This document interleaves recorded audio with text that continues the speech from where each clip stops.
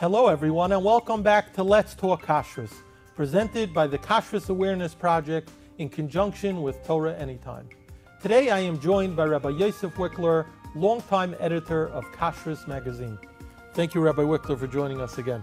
Thank you for having me. One of the topics that I've heard about probably more than any other since we started Let's Talk Kashrus are concerns from B'nai Torah who want to know why from supermarkets, and I'm not going to mention which products, sell certain fruit or vegetable products, items that are muhsak b'tolam and that cannot properly be checked.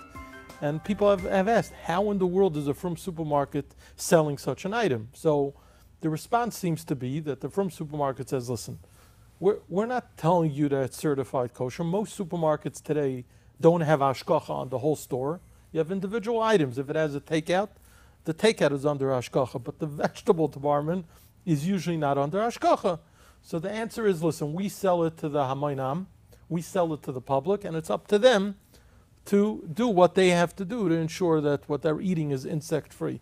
But I feel incumbent upon me to mention this, that there's a concern that B'nai Torah have expressed why groceries and supermarkets would sell items that cannot be properly checked. Have you encountered that at all? I have a lot to talk about, but again, we're not limited time. So let me just focus on your point here. The stores that I know, many of the stores that I know, do not put everything out like that. I've seen stores, I'm not going to give you names now, I've seen stores where they put a little note near that vegetable, this has not been checked. I've seen that in stores. So not every store is functioning the way you think, the way you're saying. In addition, I've met the most amazing people in the supermarkets working as mashgichim. They are very well trained. I recommend, it was the next thing I was going to mention is that if you want to know anything about B'dikas Toloyim, because you want to check yourself, A, to see if there's really anything in here wrong here at all, or B, I want to become an expert, at least so that I can eat what I checked myself, or if I buy something with hashgacha and I'm not 100% sure, I could spot check or I could examine it, let me know what I'm supposed to do. So I say you go to these stores and you ask for the mashgiach and ask him to give you 10 minutes, don't ask for more, and say, could you just show me what you have, anything sitting around here with the insects on it, or can I come back at a certain time and see some of the insects that you found on the different things? You're asking for a mashgiach in a supermarket? In a supermarket. Typically a supermarket won't have a mashgiach. No, the supermarkets, the large supermarkets that are kosher only, most of them have a mashgiach because they're putting out fruit platters, etc., that the store is selling to you as a finished product.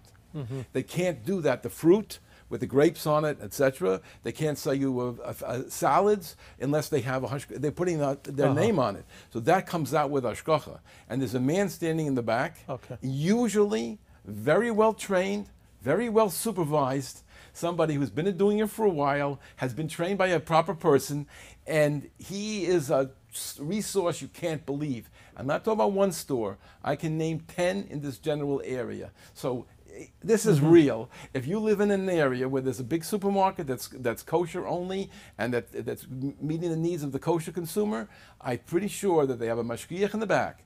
And if you can contact him, ask him whose hashgacha he's working for, ask him who trained him, ask him if he's had a few minutes to show you some of what he does. And I promise you, you'll be now trained on a certain level to identify an insect. I speak to ladies all the time. They call me up. I've been checking for years and never saw anything. Did you ever see an insect? Did you ever see one? No. How could you look for it if you don't even know what you're looking for? So the basics has to be there. Can I add something? I think an important point that came to mind as well, which has been part of the ongoing B'dikas Talam conversation, is it's good for the housewives who are listening to this conversation, is that just because an ingredient is listed in a recipe in a kosher cookbook does not mean that it could be bought or used as is, or that they're even capable of checking it. I think it's an important point, especially now with the proliferation of cookbooks and recipes in newspapers and magazines. It's all over the place. I think it's just an important, and then on social media and so on and so forth, it's an important point that just because a kosher purveyor is putting it out there does not mean that it's above board. Everyone should do their own research. I think it's just an important point to add. It's a very important point. It's something we avoid ourselves in the magazine, the Kashrus Magazine. We don't print these kind of things in the magazine at all. You can't find such a recipe. You can't find a picture of some one of these things because it's totally misleading. Right. People do need to have that security that they open up something that's being sold as our kind of magazine or our kind of newspaper. They should feel that confidence that nothing is in there that they couldn't bring into their home. But it may take checking or some kind of other thing, not the checking, maybe some processing, and that's something that they have to find out about. One other question I want to ask you. If you go into a supermarket, you see what we would call either pre-checked or greenhouse grown type of vegetable with a reputable hashgacha on the shelf. Can I buy that with menuchas hanefesh? Do I have to be concerned that from when it left the plant till it got to the store, that somehow there's an infestation concern? No, you don't have to be concerned because part of their hashgacha is to package it in a way that won't happen. The exception is a product from Israel. If you read the Israeli products, the vegetables that come from Israel, it'll say on it, you have to wash it afterwards, even though you bought it with. It says you have to wash it, and it tells you how to wash it, and very often they come with little holes in it so that the air can get in so it doesn't get ruined, whereas the vegetables you're buying here in the States are usually coming in plastic. Vacuum packed. And therefore, it may not be so good, it may not last so long, but one thing for sure, nothing else got in. That's how they do it. So from Israel, it is a concern because usually it will it's say on not the package. vacuum. It will always say on the package. Okay. It'll tell you exactly what you have to do, and it's all that way. Always in Israel, the same thing. They're saying we're trying to keep out the aphids, the little teeny bugs that are on the thing, but flies might come in. It's a country that's filled with flies. I remember being in Eretz Israel and seeing in the bakery, a famous bakery, I won't mention the name, a famous bakery, I see the flies on the challah. And that's because that's the nature of the country. They couldn't keep them out. The windows are open, the whole thing is open, it's a whole different lifestyle. Whereas in America, something like that's not going to happen. But in Israel, it does. And therefore, they say, yes, you're going to have to wash it because there might be insects that came in the packaging, past the growing stage. And not talking about the little aphids now. We're talking about flies and other things like that. Got it. And any final thoughts on the topic of insect infestation as relates to buying products in groceries and supermarkets? I don't know if I would say on that topic, but related. You see a sign on the store that says this store is under this hashgacha, or you see it listed in the newspaper. Most times, that doesn't mean that they take any responsibility for the whole store.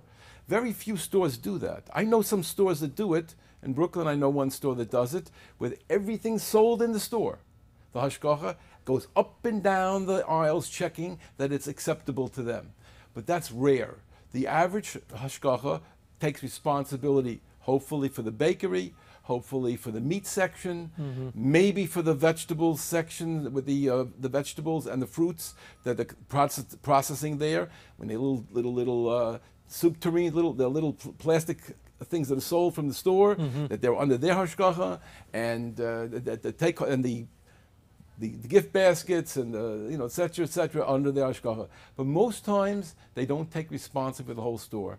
And if you see something sold there that's not proper, you can go to the owner of the store, you can discuss it with them, but you don't have a complaint to the Kashrus agency unless it says the entire store is under our hashgacha. Okay, that's good to know, because just because something is on the shelf, you should really be checking every item to make sure that it has a reputable hashgacha and not make any assumptions. And the same with the fruits and vegetables, and likewise. So we thank you again. Thanks for joining us.